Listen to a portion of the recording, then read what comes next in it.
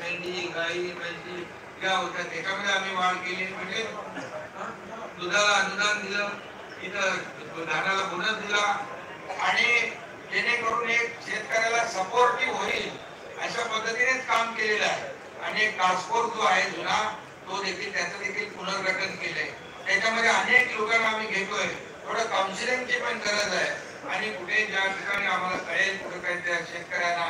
असं काहीतरी विचार येतोय तर त्या ठिकाणी देखील या टास्क फोर्सच्या माध्यमातून आम्ही नक्की प्रयत्न करू एका जरी शेतकऱ्याची आत्महत्या आपण थांबवू शकलो तर सुद्धा आमच्यासाठी पाटील 24 तारखेला अल्टिमेटम ते ठाम आहे आपलं बोलणं सुरू आहे कुठे बरोबर 24 तारखेचा अल्टिमेटम वर मनोज जरांगे पाटील ठाम आहेत आपलं मनोज जरांगे पाटील यांच्याशी बोलणं झालेलं आहे का 24 तारखेला ते आंदोलन करणार असेल तर आपली भूमिका काय एकच आहे हे सरकार जे आहे कमिटमेंट देणारा आणि पाळणारा आहे त्यामुळे आम्हाला माहिती आहे कधी आचारसंहिता गेले 4 म्हणजे 20 वर्षापासून आचारसंहिता 1 मार्च नंतर लागते त्यामुळे असं काही तुम्ही त्या आचारसंहितेमध्ये आमचं काम अडकवायचं असं काम नाही करणार त्यामुळे आम्ही जे म्हटलेलं आहे त्या शब्दावर आम्ही कायम आहोत आणि जरांगे पाटील यांना देखील आम्ही विनंती करतो जाहीरपणे की आपल्या समोरच ही सगळी कामं आहेत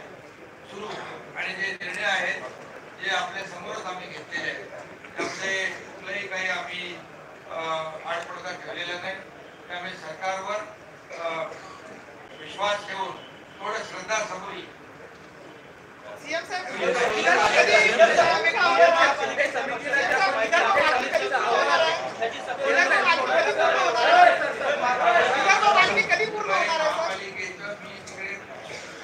सांगितलं ना सगळं कोविड मध्ये जे काही झालेलं आहे भ्रष्टाचार तिकडे माणसं मरत होती आणि तिकडे अशा प्रकारचा भ्रष्टाचार होत होता 300 ग्रामची खिचडी 100 ग्रामची खिचडी 300 ग्रामच्या खिचडीच्या जागी 100 ग्रामची खिचडी देण्याचं काम जे काही झालेलं आहे मगाशी बोललोय बॉडी बॅग मध्ये झालंय ऑक्सिजन प्लांट मध्ये चालू आहे चौकशी चालू आहे त्या चौकशीमधूनच हे सगळं बाहेर आपण विधिवत न्याय विभागाकडे पाठवलेला आहे तर किती मुदतीत तो अहवाल आपल्याला शिंदे समितीकडनं विधिवत न्याय विभागाकडनं तपासून येणार त्याची काही मुदत दिली आहे का नाही ते लवकरच कॅबिनेट मध्ये सादर होईल त्याच्यामध्ये दुसरा अहवाल आलेला आहे अंतिम अहवाल देखील बाकी आहे त्यांच्या वाचनात सांगितलं काल आणि मला वाटतं बसून दादांनी किंवा कोणतरी त्यांना विचारलं की तुम्ही कुणबी सर्टिफिकेट घेणार आहे का तर त्यांनी स्पष्ट नाही सांगितलं तुम्ही आणि अजितदादा कुणबी सर्टिफिकेट घेणार आहे तुम्ही घेणार आहे का तुम्ही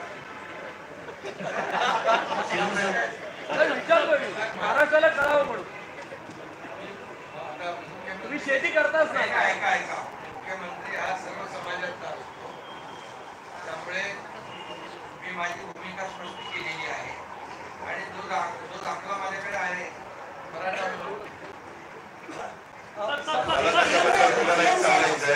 की आम्हाला कुणबी सर्टिफिकेट मिळण्यापेक्षा मराठा समाजामध्ये गरीब वर्ग जो आहे त्यांना पहिल्यांदा कुणबी सर्टिफिकेट देण्याच्या करता हे शासन कटिबद्ध आहे आर्थिक आरक्षण द्यावं का दादा आर्थिक निकषावर द्यावं नाही त्याच्यामध्ये आता अभ्यास चालू बरोबर खूपच महत्वाचा प्रश्न आहे तुम्ही लोकायुक्त कायदा पारित झाला म्हणताय केंद्रामध्ये लोकपाल कायदा सुद्धा पारित झालेला आहे कारण अद्याप तिथे प्रमुख नाहीये कायमस्वरूपी प्रमुख नाहीये आणि 8 सदस्यामध्ये 3 जागा रिक्त आहे तर आपण जर आता कायदा पारित केलेला आहे तर समिती कायमस्वरूपी प्रमुख आणि समिती कधीपर्यंत गठीत होईल आणि पोलिसांच्या लाचलुचपत प्रतिबंधक कायद्याची कितपत टाळणे असेल त्याचा कायदा पारित झाला आहे विधेयक मंजूर झालेलं आहे लवकरच आम्ही ते करू तर ते झाल्यास आम्ही दाखवलं की मंजूर करण्याचं आणि केंद्रामध्येही लोकपाल अपॉइंट झाले त्याची टर्म संख्या आता दुसऱ्या लोकपाल अपॉइंट सगळ्या जागा ठरल्या होत्या आता त्यातल्या 2 जणांची टर्म संपली आहे त्यामुळे ती प्रोसेस चालू आहे त्यामुळे केंद्रानेही लोकपाल कायद्यानुसार